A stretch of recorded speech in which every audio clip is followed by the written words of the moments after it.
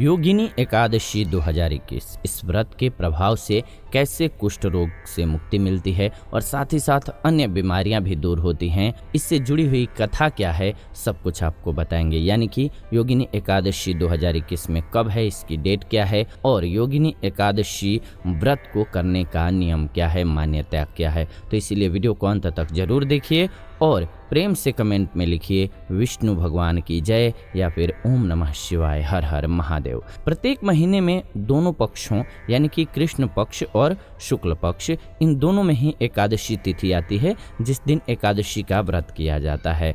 ये व्रत भगवान श्री हरि यानी कि विष्णु जी को समर्पित होता है। ऐसी मान्यता है कि जो भी इंसान प्रत्येक एकादशी का व्रत करता है उसके सभी पापों का नाश हो जाता है।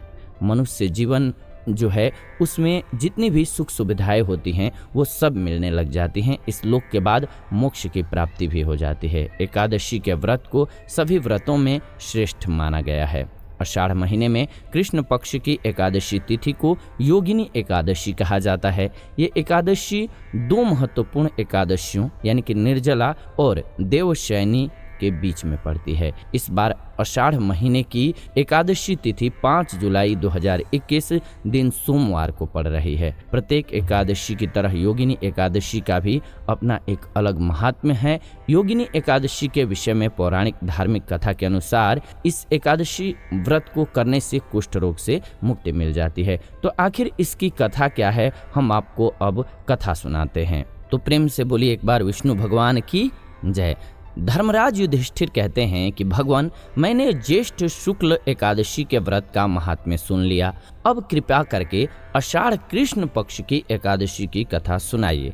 इसका नाम क्या है, महात्म्य क्या है। तब भगवान श्री कृष्ण कहने लगते हैं कि हे राजन, आषाढ़ कृष्ण पक्ष की एकादशी को योगिनी एकादशी कहा जाता है। इसके व्रत से समस्त पाप नष्ट हो जाते हैं। यह एकादशी तीनों लोकों में प्रसिद्ध है और यह इस लोक में भोग और परलोक में भी मुक्ति देने वाली है। यानी कि इस लोक में इससे आपको भोग मिलेगा, जितनी सुख सुविधाएं हैं वो मिलेंगी, और परलोक में जाएंगे तो मुक्ति दे देगी। ये तीनों लोकों में प्रसिद्ध है। मैं तुमसे पुराणों में जो वर्णित किया गया है वो कथा कहता हूँ, यानी कि सुनाता हूँ, ध्यान पूर्वक सुनिए। तब भगवान श्री कृष्ण योगिनी एकादशी की कथा सुनाते हुए कहते हैं कि स्वर्ग धाम की अलकापुरी नामक नगरी में कुबेर नाम का एक राजा रहता था। वो शिव भक्त था और प्रतिदिन भगवान शिव की पूजा आराधना किया करता था। हेम नाम का एक माली प्रतिदिन पूजन के लिए उसके यहाँ फूल लेकर के आया करता था। हेम की विशालाक्षी नाम की सुंदर एक पत्नी थी। एक दिन वो पूजा के लिए फूल लेने के लिए पास के मानसरोवर पर गया। वहाँ पर फूल लिया और तुरंत कामासक्त होकर के वो अपनी स्त्री से हास्य विनोद और रमण करने लगा, जबकि वो फूल लिए हुए था। इधर राजा फूलों के लिए दोपहर तक उसकी राह देखता रह गया। अंत में राजा कुबेर ने सेवकों को आज्ञा दिया कि तुम लोग जाकर के माली के न आने का कारण क्या है इसका पता लगाओ, क्योंकि वह अभी तक पुष्प लेकर के आया नहीं है। सेवकों ने राजा को बताया कि महाराज, वह पापी अति कामिक है, अपनी स्त्री के साथ हास्य विनोद और रमण कर रहा होगा। यह सुनकर के कुबेर ने क्रोधित होकर के उसे बुलाया।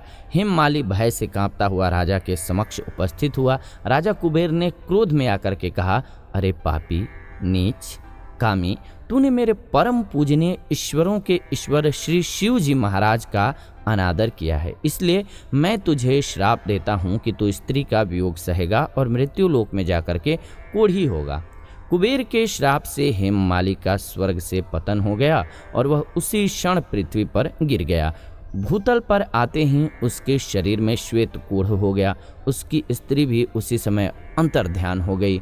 मृत्यु लोक में आकर के माली ने अत्यंत दुख भोगना स्टार्ट कर दिया। वो भयानक जंगल में जाकर के बिना अन्न और जल के भटकने लगा। उसको रात्रि में भी निद्रा नहीं आती थी, पर शिव जी की पूजा के प्रभाव से उसको पिछले जन्म की स्मृति का ज्ञान अवश्य ही रह गया था।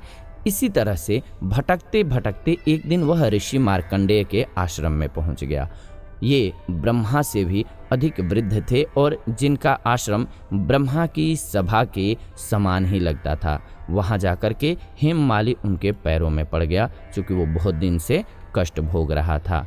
उसे देख करके मार्कंडेय ऋषि ने कहा कि तुमने ऐसा कौन सा पाप किया है जिसके प्रभाव से तुम्हारी ये स्थिति हो गई। तब हेममाली ने सारा वृतांत उनको बताया। ये सुन करके ऋषि बोले, निश्चित ही तूने मेरे सम्मुख सत्य वचन कहे हैं, इसलिए तेरे उद्धार के लिए मैं एक व्रत बताता हूँ। हेममाली को श्राप मुक्ति का उपाय बताते हुए ऋषि मार्कंडेय बोलते हैं कि यदि तू आषाढ़ महीने के कृष्ण पक्ष की योगिनी नामक एकादशी का व्रत विधि पूर्वक करेगा तो तेरे सारे पाप नष्ट हो जाएंगे। उनके ऐसे वचन सुन करके हेममाली अत्यंत प्रसन्न हुआ। उसने मुनि को साष्टांग प्रणाम किया। इसके बाद हेममाली ने मुनि के कथा के अनुसार विधि पूर्वक योगिनी एकादशी का व्रत किया। इस व्रत के प्रभाव से उसके सभी पाप नष्ट हो गए और वह पुनः अपने स्वरूप को प्राप्त कर सका। इसके बाद वो फिर से अपनी स्त्री के साथ सुखपूर्वक रहने लगा। भगवान कृष्ण ने धर्मराज युधिष्ठिर से कहा कि हे राजन, यह योगिनी एकादशी का व्रत 88,000 ब्राह्मणों को भोजन कराने के समान फल प्रदान करता है। इसके व्रत के पुण्य प्रभाव समस्त पाप नष्ट कर देते हैं और अंत में मनुष्य को स्वर्ग लोक की भी प्राप्ति होती है। तो ये लोक और परलोक दोनों ही सुधार देता है। इसमें इतना ज़्यादा पावर है, महात्म्य है। तो इस प्रकार से योगिनी एकादशी का व्रत है। इस बार योगिनी एकादशी का व्रत आप सभी जरूर करें, क्योंकि ये बहुत ही पुण्य और पावन व्रत है। हाँ, ध्यान रखें कि एकादशी व्रत के दिन अगर जो लोग व्रत नहीं करते हैं तो उन्हें कभी भी चावल का सेवन नहीं करना चाहिए। कोई भी एकादशी हो उस दिन चावल के सेवन से आप परहेज करें। उम्मीद है कि आपको ये जानकारी अच्छी लगी होगी। ऐसी ही जानकारीपूर्ण वीडियो इस चैनल के माध्यम से हम लेकर के आते रहते हैं। ऐसी जानकारीपूर्ण वीडियोज के लिए चैनल को सब्सक्राइब कर लीजिए, बेल नोटिफिकेशन को ऑन कर लीजिए ताकि नई वीडियो आपको सबसे पहले मिले। फिलहाल इस वीडियो को अंत तक देखने के लिए दिल से धन्यवाद। विदा लेते हैं इस वीडियो से। जुड़ेंगे नई वीडियो में, तब तक खुश रहें, आनंदित रहें। प्रेम से कमेंट में जरूर लिखें ओम नमः शिवाय, हर हर महादेव।